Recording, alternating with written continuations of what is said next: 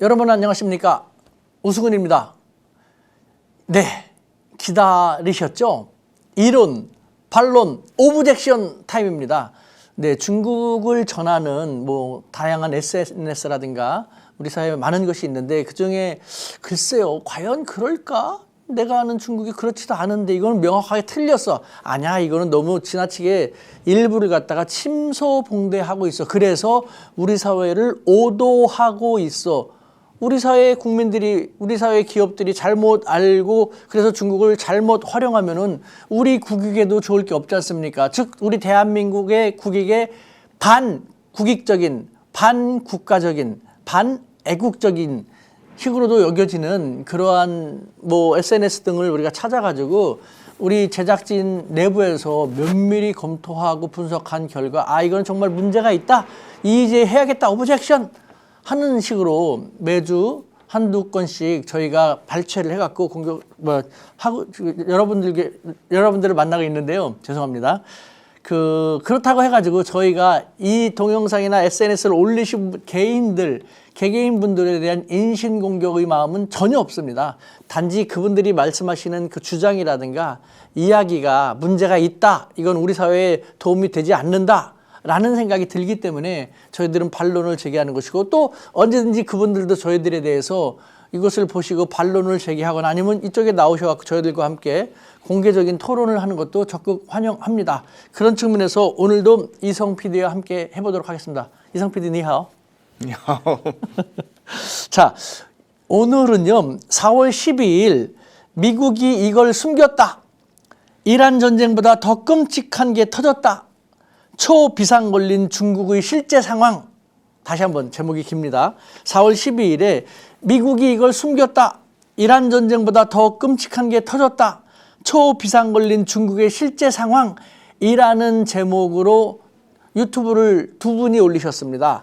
이춘근 박사님과 조한범 박사님이라는 분이신데요. 먼저 이 두 분의 그 학력을 간단히 말씀드리면은 이춘근 박사님은 미국 오하이오 주립대학교 대학원에서 역사학 박사 과정을 수료했고 박사학위는 미국 텍사스대 오스틴 대학원에서 정치외교학 박사를 취득한 것으로 나왔습니다. 조한범 박사님은 러시아 상트페테르부르크 국립대학교에서 사회학 박사학위를 취득하시고 현재 통일연구원의 석자연구위원으로 계시는 것 같습니다. 이 두 분이 이 동영상을 올렸는데요. 잠깐 특히 저는 이 동영상에는 이춘근 박사님이 많이 이야기를 했습니다. 조한범 박사님이 본인의 그 유튜브에 이춘근 박사님을 초청해갖고 질문을 하는 것은 조한범 박사님이고 대답을 하는 것은 이춘근 박사님입니다. 따라서 이번에는 이춘근 박사님의 대답, 사고에 대한 저희들이 저는 반론을 제기하려고 하는데 이춘근 박사님하고 저하고 비슷한 점도 있고 다른 점이 있습니다. 비슷한 점은 학력적인 측면에서 비슷한 점은 저도 미국 미네소타 주립대에서 미국을 연구를 했고 공부를 했고 지금도 그 이후 계속해서 연구를 하고 있습니다. 너무 많이 부족합니다만 저도 미국 유학 경험도 있고 계속해서 심각하게 바라보고 있다는 것이죠. 반면에 중국에 대해서 이춘근 박사님은 글쎄요, 제가 찾아본 바에 의하면 어떠한 유학이라든가 연구 경험 중국에 직접 가가지고 의미 있는 기간 연구를 했다는 그런 것은 찾지를 못했습니다. 반면에 저는 박사 학위를 중국 상하이에 있는 화동사범대학교에서 했고 그 이후로도 중국 대학에서 교수로 10여 년 있으면서 저는 이 중국에 대해서도 이춘근 박사님은 오늘 내용도 마찬가지입니다만 본인도 그렇게 많이 말씀하십니다만 주로 미국을 비롯한 서구의 논문이나 저서를 토대로 한 사고를 가지고 이야기하시는 것 같은데 저 같은 경우는 미국에 대해서 똑같은 중국에 대해서도 미국의 관점, 일본의 관점, 중국의 관점 다 조금 더 다각적으로 검토를 하고 바라보면서 결국은 제 이야기를 이야기하는 그런 차이점이 있다라는 생각이 드네요. 자, 그러면 본격적으로 한번 시작해 볼까 싶은데요. 먼저 이 PD, 이번 동영상의 주된 내용은 어떤 것입니까? 일단 제목을 보면요, 초비상 상황, 미국의 숨긴 사실 이렇게 얘기를 해서 제가 찾아봤습니다. 도대체 쭉 들어봤는데요. 도대체 무엇이 초비상 상황인지 미국이 숨긴 사실인지는 구체적으로 근거가 제시가 좀 덜 된 것 같은데요. 뭐 주요 요지는 허드슨 연구소의 내용을 인용하고 그리고 또 트럼프 이 대통령이 주장 이런 생각을 얘기했는데요. 뭐 이러한 공격에 대한 평가, 거기에서 이어서서 또 그 트럼프 전략이 또 나오고 그리고 또 중국에 대한 견제를 해야 된다. 중국이 붕괴되면은 어떻게 해야 된다. 뭐 이런 거에 대한 부분을 이렇게 말씀을 했습니다. 네, 그 저희는 아직 너무 부족합니다. 그래서 이 국제정치학의 대가라고 불리시는 이충근 박사님의 그 뭐 미국이라든가 다른 쪽 분야에 대해서는 뭐 언감생신 뭐 저희가 생각할 때 생각이 너무 많이 다르다라는 것은 이야기하겠지만 그것보다는 저희는 중국으로 포커스를 둬서 이야기를 나눌까 싶은데요. 먼저 그 첫 번째 그 쟁점이라고 할까요? 뭐 이 박사님은 이번에 이란 전쟁을 통해서 중국이 상당히 겁을 먹었다라고 말씀을 하십니다. 미국이 군사력이 상상불허한 수준, 상상불허라는 표현을 쓰면서 상상불허한 수준으로 뛰어났기 때문에 중국은 절대 앞으로 이 이란 전쟁을 보면서 미국이 함부로 할 수 없음을 뼈저리게 느끼고 겁을 먹었다라고 얘기를 하는데 이 PD, 중국이 과연 얼마나 겁을 먹었길래 이렇게 말씀하시는 걸까요? 솔직히 중국의 언론이 얘기를 들어보면요. 상상불허는 맞습니다. 왜냐하면 여러 가지 상상을 못했던 일들이 벌어졌거든요. 물론 이란 공격 자체가 상상불허를 했고요. 그리고 초기에는 이란에 대한 이런 지도자 사살이나 파괴 이런 것도 상상을 못한 부분이 많습니다. 그렇지만 미국이 이 정도로 이란 같은 뭐 10위권 바깥에 있는 이런 군사력 이런 국가를 공격하면서 이렇게 좀 힘들었나. 그리고 한국의 사드도 그쪽에 옮겨갈 정도로 이렇게 무기가 지금 동났다고 미국 언론도 얘기하고 한국 언론도 얘기하는데요. 그걸 다 채우는데 6년이 걸린답니다. 이런 부분도 좀 상상불허한 부분이 있어요. 단지 보는 시각이 어느 편에 서서 상상불허냐 이렇게 볼 수가 있습니다. 그러니까 중국 측에서 이렇게 바라볼 때는 그 미국이 당초 정말 엄청난 군사력, 최첨단 군사력으로 무장했고 세계 최강의 군사 대국이기 때문에 정말 이란은 정말 단시간 내에 트럼프 대통령이 호언한 것처럼 쉽지 않게 되겠구나라는 식으로 생각했는데 사실 뚜껑을 열어보니까 그렇지만도 않다. 미국이 글쎄 이 정도밖에 안 됐어. 트럼프 대통령에 대해서 뭐 지금 뭐 전 세계의 시각을 보면은 트럼프 대통령은 점점 신뢰를 잃고 트럼프 대통령이 얘기한 것이 그렇지 않다. 트럼프 대통령은 처음부터 초토화시켰다. 이란 전쟁 만족할 정도로 성과를 올렸다라고 하지만 중국을 비롯해서 다른 나라 시각 같은 경우는 그렇지 않지 않습니까? 미국이 요거밖에 안 됐나라는 그런 시각도 많이 이번에 이렇게 나타나게 된 것 같은데 이 박사님은 트럼프 대통령의 말이 전적으로 맞다라는 것처럼 이번 이란 전쟁, 미국의 이란 전쟁은 미국이 여태까지 전개해왔던 역대 전쟁 중에서 가장 잘된 전쟁이라는 식으로 얘기하는데 사실은 중국도 그렇게 바라보지 않는다라는 얘기인 것이죠. 네, 그렇죠. 중국은 뭐 거기에 대해서 전적으로 동의를 안 하는 것 같습니다. 보면은 이 중국에서 바라보는 이번 이란 전쟁, 이란 전쟁이 처음 시작부터 시작해서 좀 그런 부분에서 좀 기대하고 많이 차이가 있다. 그렇게 볼 수가 있습니다. 예. 그다음에 그 두 번째로는요. 그 이충근 박사님은 질서의 소멸이라는 책을 지금 저술하신 것 같습니다. 근데 그 책을 소개하시면서 그 안에는 중국 공산당 붕괴 시나리오를 적었다고 합니다. 중국 공산당 붕괴 시나리오. 근데 이 중국 공산당 붕괴 시나리오라는 것은 사실은 2025년 7월 달 미국의 허드슨 연구소 보고서를 토대로 한 거라고 합니다. 이 보고서는 9명이 공동 집필을 했는데 그 주된 내용을 보면요. 그 중국 공산당이 붕괴한 다음에 미국이 중국의 헌법을 만들어줘야 된다. 2차 대전 이후 미국이 일본의 헌법을 만들어 갖고 일본을 사실상 뭐 좌지우지 하다시피 해오고 있지 않습니까?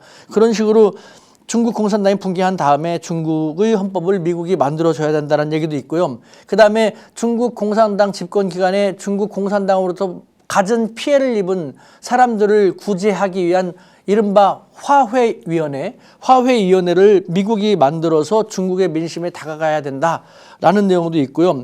그다음에 미국이 중국의 군부를 없애고 비밀경찰도 새롭게 만들어야 된다. 그리고 중국을 몇 개로 쪼개서 분권화 시켜야 된다라는 내용을 담고 있다고 합니다. 그런데 제가 제 상식적으로 생각할 때 중국은 이와 같이 이 중국 공산당 붕괴 시나리오에 해당되는 것은 지금 하나도 없습니다. 중국은 집권이 그러니까 모택동이 지금의 중국 신중국을 건국한 이후 가장 안정된 상태에서 가장 강력한 집권 기반을 가지고 발전해 나가고 있는 상황인데 중국이 따라서 붕괴하기가 정말 쉽지 않을 거라는 생각인데 그런데도 이렇게 말한다는 것은 너무도 허무맹랑한 너무도 근거가 박약한 것이거든요. 그런데 이것을 토대로 책을 쓰고 이렇게 될 것이다라고 하면서 또 이춘근 박사님은 바로 이 중국 붕괴 공산당 붕괴 시나리오에 본인은 한 표를 던지겠다라는 식으로 얘기를 하고 있습니다. 중국 붕괴될 것이다. 중국 공산당 붕괴될 것이다. 이분은 벌써 20여 년을 그렇게 쭉 얘기해오고 있는데 언제 붕괴되는지 좀 궁금합니다. 왜 붕괴? 중국 공산당 이분이 말씀하시는 것처럼 왜 붕괴가 안 되는 걸까요? 근데도 왜 이분은 계속해서 붕괴될 것이다라고 얘기하고 있는 걸까요? 그 근거가 뭘까요?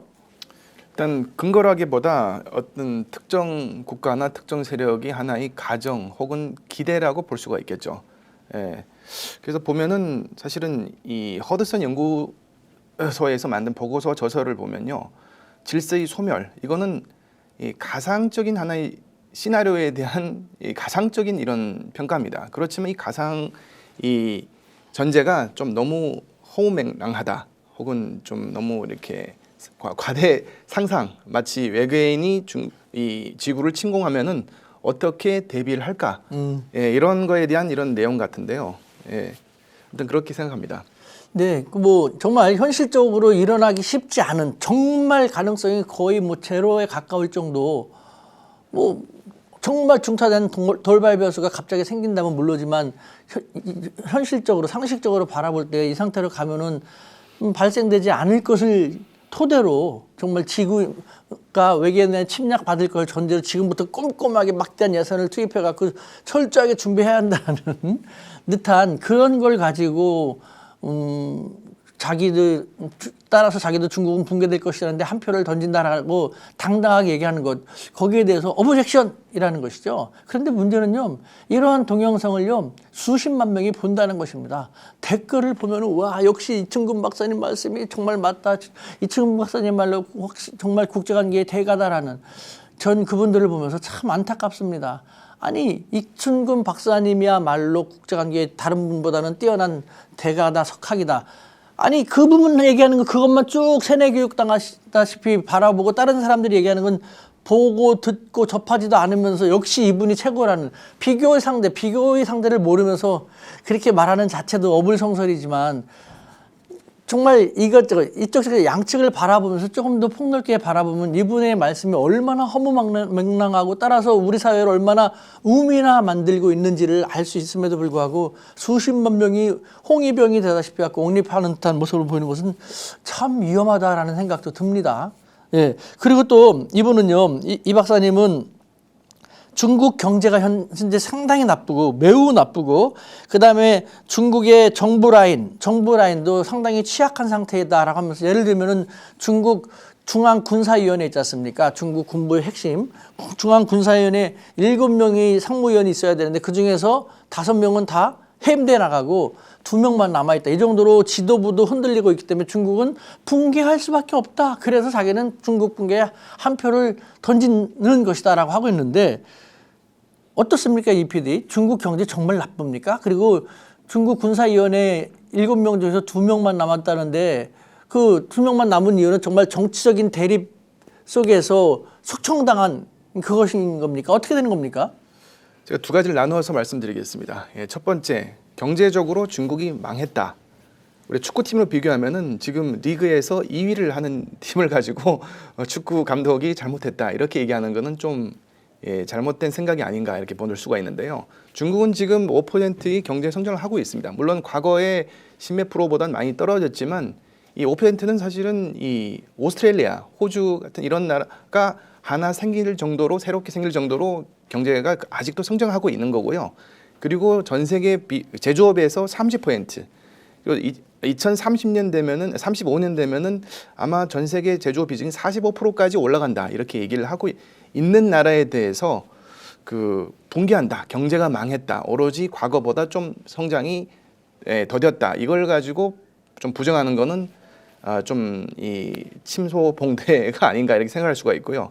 두 번째는 이 군 인사 교체에 대해서 중국에서 어떤 군에 관련된 얘기가 나오면은 항상 부정적으로 얘기하는 분들이 많아요.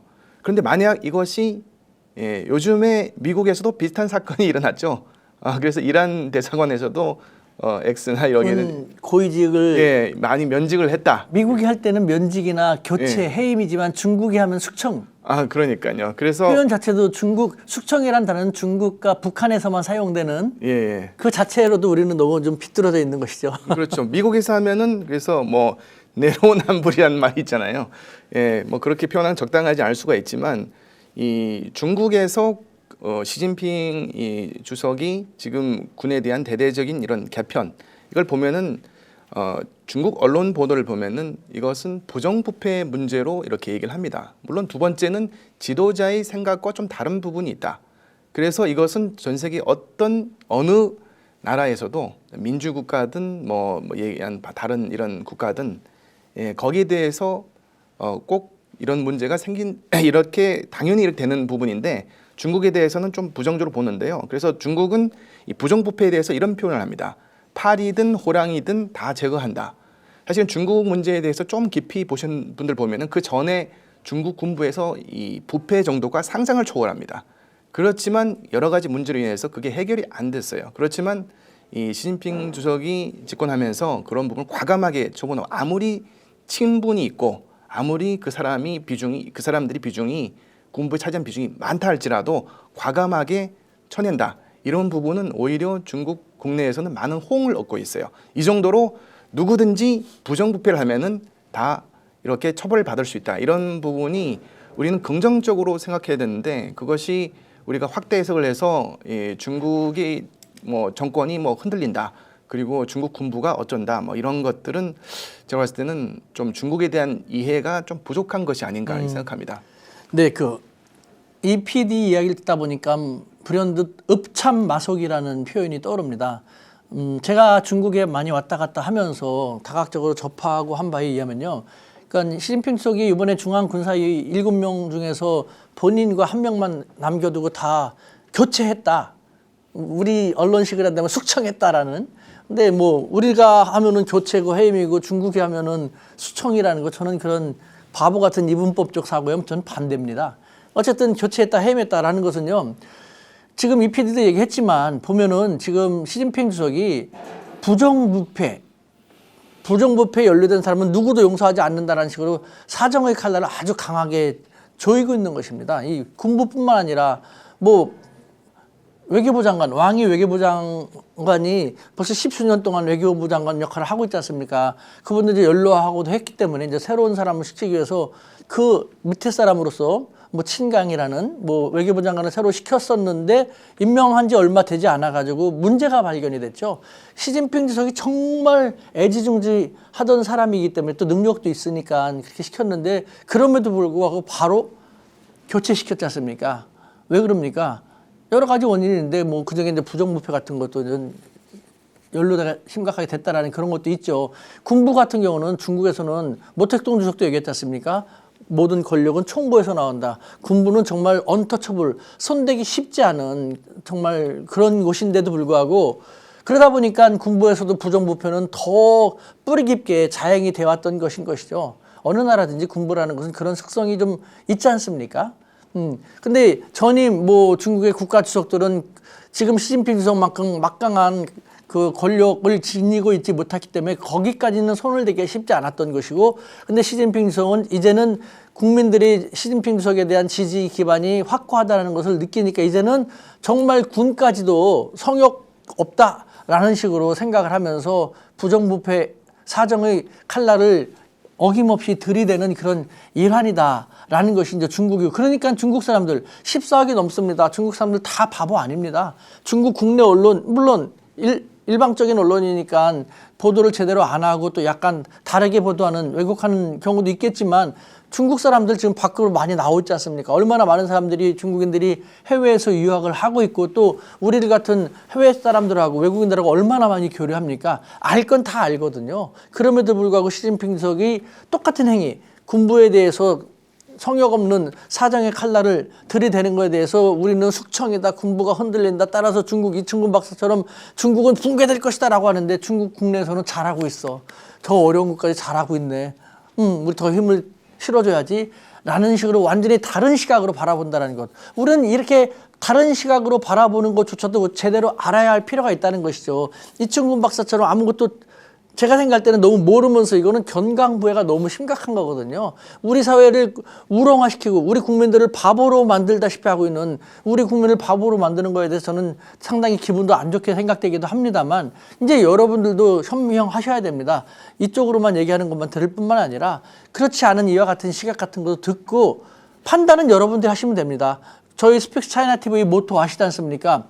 우리 사회에 중국 관련돼서 있는 그대로의 중국을 더도 말고 덜도 말고 있는 그대로 전달한다 하지 않습니까? 우리는 자신 있습니다. 중국에 대해서 우리 사회에 잘못 알려지고 있는 것, 편견 속에 파묻히는 것, 그 다음에 약간의 어떤 사실이 있는 것, 침소봉도해갖고 부정적으로만 보도하는 그 중국에 대해서 오브젝션! 우리는 반대야. 우리는 그렇지 않아. 우리는 있는 그대로 사실 그대로의 중국을 보도하는 거야. 판단은 여러분들이 하시면 돼. 라는 것이죠. 그런 식으로 해갖고 이번에도 이충근 박사님이 이 안타까운 모습을 많이 느꼈는데 마지막으로 이충근 박사님은 그 동영상 말미에 그런 얘기도 합니다. 중국이란 나라는 리서치의 나라가 아니다. 연구하기가 쉽지 않은 나라라는 불만을 토로합니다. 무슨 말이냐? 중국이 나오는 각종 데이터나 자료 같은 것은 믿을 수가 없다. 신뢰하기 쉽지 않기 때문에 리서치가 쉽지 않다. 그래서 워치의 나라다. 많이 들여다봐야 된다. 들여다보고 알아야 되는 나라다. 라고 말씀을 하십니다. 여기에 대해서 저도 공감을 합니다. 동감을 합니다. 그러면서 저는 이충근 박사님께 여쭙고 싶습니다. 리서치가 쉽지 않으면은 워치를 해서 직접 가서 다양한 사람들 많이 만나고 빈번히 가고 많이 접하면서 보면서 확인을 하고 이것이 중국이구나 라고 느끼는 상태에서 한국 사회에 전달해야 되는데 이충근 박사님 그리고 그 외 다른 분들 중국에 과연 얼마나 자주 가십니까? 얼마나 다양한 각계각층의 중국인들을 만나서 직접 대화를 하고 느끼면서 아 중국이 이렇구나라는 워치를 하십니까? 안 하지 않습니까? 오로지 서구에서 발행되는 이충근 박사님도 이 동영상에서 몇 번 얘기했습니다. 어떤 학자, 미국은 학자 누구에 의하면 어떤 서구학자 누구가 쓴 어떤 저서에 의하면은 그분들 거는 훌륭하다. 그 다 온통 서구적인 것, 미국적인 저서라든가 논문을 가지고 토대로 하고 있으니 한쪽밖에 보여주지 못하고 있지 않습니까? 그러니까 그 한쪽 눈으로만 바라본 중국에 대해서 잘못 알려주고 하니까 우리 사회가 중국에서 계속 잘못 알고 있는 것. 제가 마지막으로 한 가지 제가 중국에서 있었을 때 겪었던 것을 여러분들께 공유해드리고 싶습니다. 그 미국식 관점, 서구식 관점, 서구식 접근 이 과연 우리는 아직도 그런 게 있지 않습니까? 지금은 점점 덜 하고 있는데 뭐 미국 하면 와 세계 최강국 뭐든지 와 압도적인 정말 와 이런 식이었지 않습니까? 서구 유럽 하면은 지금 우리 대한민국 열심히 했고 또 이재명 대통령이 멋있게 우리 대한민국을 리드하면서 기존의 서구 유럽 선진 국가였던 뭐 영국이라든가 프랑스라든가 독일이라든가 이들 나라와 우리들은 어깨를 나란히 할 정도로 많이 발전해 왔지 않습니까? 그래서 지금은 좀 덜한데 그래도 얼마 전까지만 하더라도 무슨 일 있으면 항상 미국이 각자는 어떻게 해요? 우리 언론은 아직도 그렇지 않습니까? 무슨 일 있으면 미국의 어떤 잡지에 하면 미국인 전문가 누가 이해한다면 중국은 이렇다더라, 북한은 이렇다더라. 우리는 그걸 갖다 무슨 무오류의 바이블, 성경을 옮기듯이 그대로 가져와 그대로 보도하고 하지 않습니까? 그거에 대해서 우리는 이것이 반드시 과연 최선일까라는 문제의식조차 느끼지 못하고 여태까지 쭉 20세기 해왔던 이대로 쭉 관행적으로 해오고 있지 않습니까? 여기에 대해서 우리는 다시 한번 좀 반성할 필요가 있다는 것이죠. 저는요, 10몇 년 전에 여기서 반성을 하게 됐습니다. 자성을 하게 됐습니다. 미국식 시각, 미국식 관점, 서구식 관점이 과연 최선일까? 과연 가장 잘하는 것일까라는 것. 무슨 일이 있었냐? 제가 중국 상하이에 있는 국립동화대학 덩화다시라는 곳에 외국인 교수로 재직하고 있을 때 어느 날 미국 백인 교수분이 찾아오셨습니다. 60대 초반 정도의 교수님이 찾아오셨습니다. 오신 것이 물론 학계의 어레인지를 받아갖고 내가 뭐 어느 날 우리 동아대학교에서 그 미국의 어떤 대학의 어떤 교수님이 나를 만나고 싶어 하니까 좀 만날 수 있겠냐, 무슨 일이냐, 그냥 만나서 이런저런 대화를 하고 싶다고 한다 그래서 제가 먼저 한 3일 정도 동안 시간을 주면 좋겠다. 만나서 식사도 하고 뭐 산책도 하면서 대화하고 싶어 하는 국제정치, 국제관계의 대가란다. 그래서 저는 좀 겁먹었죠. 저도 뭐 국제관계 좀 한다고 하지만 이제 막 걸음마하는 그런 40대의 초반의 나이인 것이고, 이분은 뭐 미국 우리가 생각하는 미국이고 국제정치학의 뭐 대가라고 하니까요. 거기다가 백인이고 겁을 먹었지만 꼭 만나고 싶어 하니까 그래서 한번 나도 좀 공부 좀 하고 싶다 갖고 만나게 됐어요. 근데 그분이 오셔가지고 그분하고 한 3, 4일 동안 하는 것이 별로 없어요. 그냥 내 쉬는 시간, 수업 없는 시간이라든가 해가지고 그때 와가지고 캠퍼스 산책하기도 하고 상하이 와이탄 같은 데 같이 가서 차 한잔 하면서 대화하기도 하고 식사도 같이 하면서 이렇게 지냈어요. 그런데 3박 4일 정도 지난 다음에 그분이 이제 가시면서 저한테 그러더라고요. 프로페서 우 교수님, 와, 정말 큰 도움이 됐습니다. 자기가 정말 교수님 같은 사람을 조금 더 일찍 만났으면 더 빨리 깨달았을 텐데 너무 늦었지만 지금이라도 정말 감사합니다 그러더라고요. 근데 내가 한 게 없거든요. 같이 만나서 질문하면 내 생각 그냥 대답하고 식사 같이 하고 맥주 마시면서 얘기한 게 그것이 전부 다인데 학술적인 포럼에 참가한 것도 아니고 좌담에 들어간 것도 아닌데 정말 많은 도움이 됐다는 게 뭐냐, 난 무슨 말인지 모르겠다 했더니 그 자체가 도움이 됐다는 겁니다. 무슨 말인가 했더니 이런 말 해주시더라고요. 중국이, 그러니까 미국을 비롯한 서구 사회가 중국에 대해서 계속해서 줄곧 중국이 경제가 흔들린다. 중국 경제 위기론, 중국 붕괴론, 중국이 누가 장점인 실강론, 장택민 실강론, 후진타오 무슨 계속 쭉 수십 년 동안 중국이 안 좋게 될 것이다라는 식으로 예측을 해왔고 전망을 해왔는데 번번이 틀렸다는 것이죠.